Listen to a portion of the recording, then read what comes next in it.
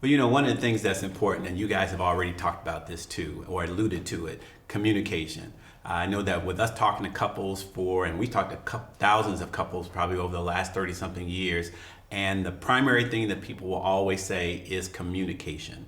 That's the biggest breakdown that they have when it comes to their marriage. Mm-hmm. So what type of communication, or how has your communication changed with one another over 10 years? I mean, you've had children and other kinds of things. So how would you say that that's changed over 10 years?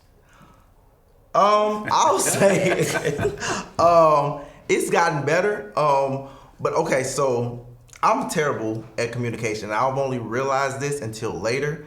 If I'm upset or it's something that we need to talk about, or I feel like we discussed this before, I'll shut down. I'm completely turned off. I'm not going to talk about it. Or if I'm talking about it, I'm going to give you the vibe that I don't want to talk about it. And it's the attitude.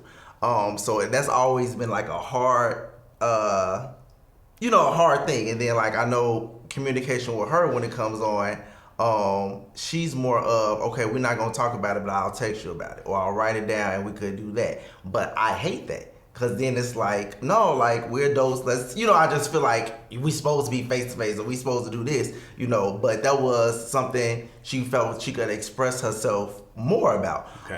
So it's just the different dynamics of that, and it's sometimes that I gotta remind myself, like, okay, she's communicating. Obviously, she's telling me something is an issue, and I know if we talk about it face to face, I'm gonna shut down, or I might, it might not even come apart. Okay, so let me just read this 4-page long, message, write my notes or whatever I'm gonna respond about, to just try to tie the knots. Okay, to say, okay, I heard you, but this is how I felt in the situation, or let's try to move past it. And then once we could get like, if it's something rough, that we trying to communicate, an argument that we trying to get over, then after, taking those little steps, sometimes it works and we able to come back and talk about it later.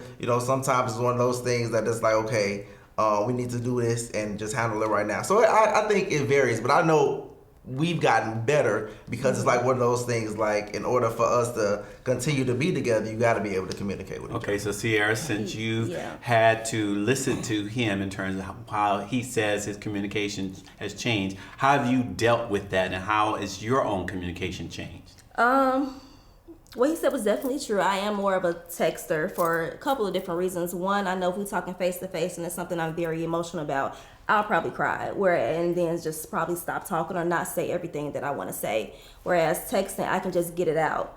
But it has its pros and cons. Like, to a lot of things, the text, it'll come off wrong, or it'll be misinterpreted. And then too, like he said, he does shut down. If he's not talking, I'm gonna send a text because he's gonna know what I think and how I feel. So he's gonna get my opinion. You go find out. Right. He's gonna hear it. I'll wake up at 2 o'clock, 3 o'clock in the morning, just look at my phone, and it's like, boom. So you don't want to talk. You don't want to talk to me, but I'm gonna let you know what I'm thinking. So I will send a text so that he can still know that. That's for sure. But we're still working on it. There's still some things that we have to get through and get better, like the in-person communication thing. That's probably something that we're still working on, and I think it has a lot to do with kind of compromising how each other works. I know a lot of times he don't want to talk about it at the moment, and we'll try okay, talk about it later, but a lot of times we don't come back to it later. Gotcha. So it gets swept under the rug, and then it gets built up for the next argument that happens. Okay. That was just from the last time. So that is something that we're still working on. I know that we're going to continue working on, but we've gotten better. Yeah. I don't want to burst your bubble, but we've been married almost 45 years and we're still working on it. That is the truth. That is the truth. But you made a point. I think the younger generation, we didn't have texting, so I'm not trying to date us really. But we have.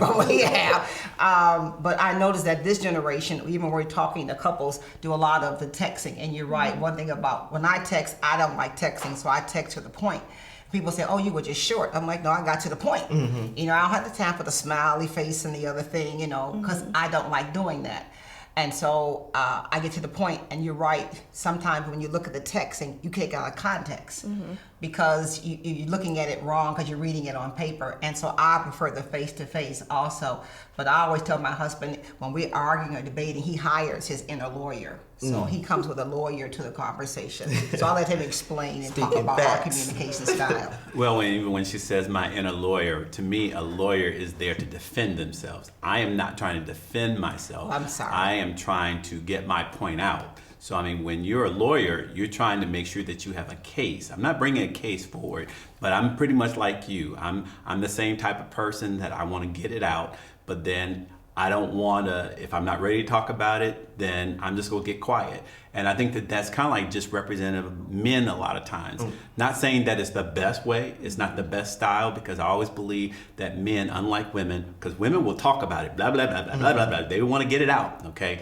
But we don't necessarily always want to get out how we really feel, because a lot of times we haven't been raised that way, to be expressive that way.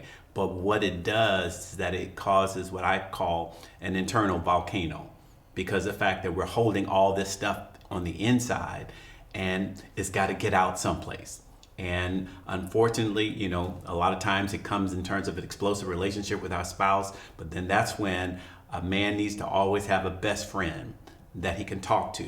A man who's going to always point him back to his wife, because I hear women say all the time, well, you won't talk to me, but you will talk to him. We'll always encourage that he's got a him. We'll always encourage that that she has a her someplace, because all of us need to have that sounding board someplace else so we can finally come back to you, you know, to be able to have that continued discussion. So that's who we are. So. Hey guys, we want to invite you to Marriage Unmasked. That's our married couples retreat that's going to be happening October the 28th through the 30th at the Oak Brook Marriott Hotel. Patrice, why don't you tell us a little bit about what's going to be happening? We're going to have great speakers, interactive workshop, masquerade ball, and much more. We can't wait to see you. You can register at salemchicago.org. We can't wait to see you and your spouse there. Listen, come have a great weekend with us as we learn about marriage unmasked. But what's more important is that this is very limited in terms of space. We normally have so many couples, but we've had to make it a lot smaller. So get ready for the intimacy that you'll experience that weekend. So come on and join us. Register right away.